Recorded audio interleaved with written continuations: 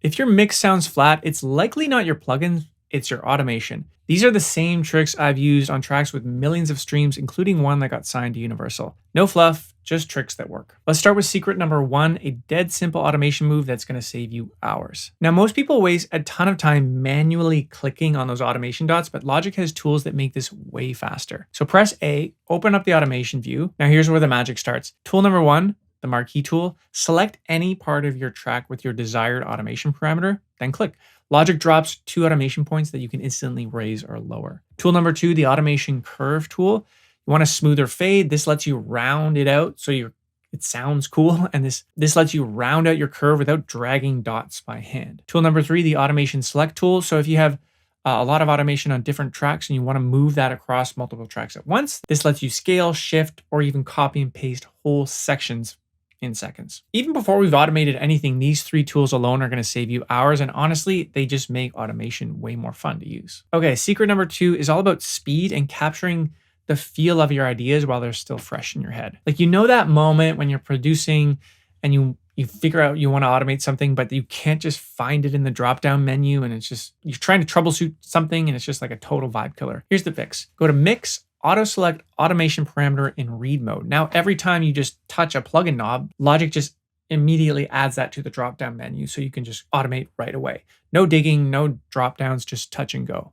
You can actually go even faster than this. You don't even have to enter the automation view in Logic. You just have to switch your track to touch mode in the inspector window, hit play, and then move the knob in real time with whatever you want to automate while the track's playing. You can even actually link up your MIDI controller with quick access for more expressive movements too. Once you're done, switch this back to read mode, hit A and tweak that curve if needed, or even just copy and paste with the marquee tool to different sections of your song. This isn't just faster, it lets you perform your automation so it feels very creative and it keeps that momentum and vibe moving. Okay, trick number 3 is about how to make your song breathe, using automation to create that contrast between sections. Different sections of your song should feel different, and space is a great way to do this. You ever had a chorus that felt underwhelming even when it was already loud? Well, you don't need more volume in this case, you likely need more space or a different space.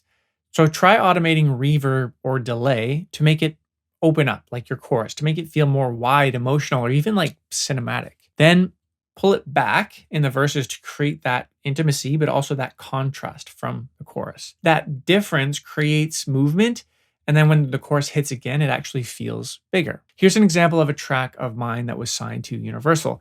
In the chorus, the vocal has a longer, wetter reverb tail and delay that gives it space to soar. It sounds bigger. Then in the verse, I dial it back for a more tighter personal feel. Got mine, we're in this thing for life. So come on, as long as we got each other. You can automate reverb length, reverb mix. You can actually just bypass complete effects and have them turn on in the chorus too. There's subtle shifts here, but it creates that polished pro level dynamic between verse and chorus. Okay, trick number 4 is, you ever wonder when you have like a track and it just feels flat, even though the song is like a stereo instrument and it sounds wide and full, but there's still like something missing. And it's often because nothing's moving in the track. It's just static. So use a filter or pan automation to add that movement, build tension, and keep your tracks feeling alive. You can, like, here are a couple examples. You can start by automating the filters to shape energy between sections. For example, you could filter out the low end or high end of your beat in the verse, but then open it back up in the chorus so it slams.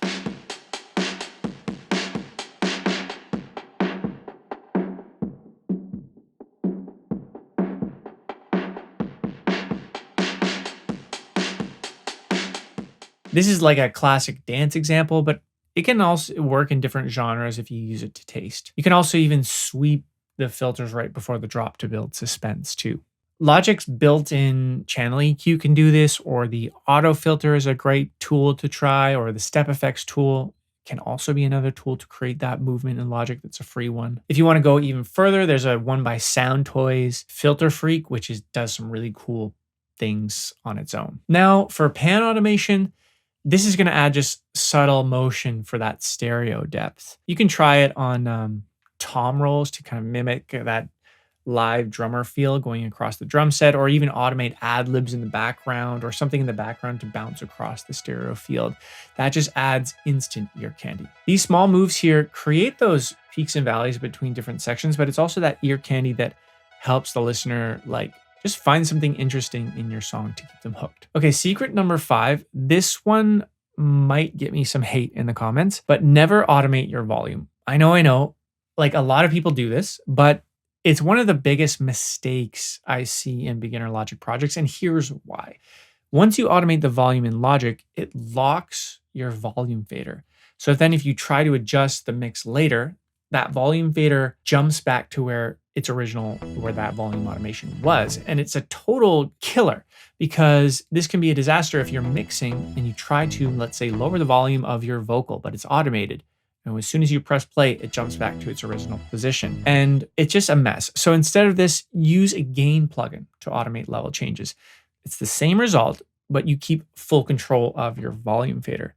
And yes, Logic has that relative absolute automation mode that can help. But honestly, just gain automation is cleaner, simpler, and it just works.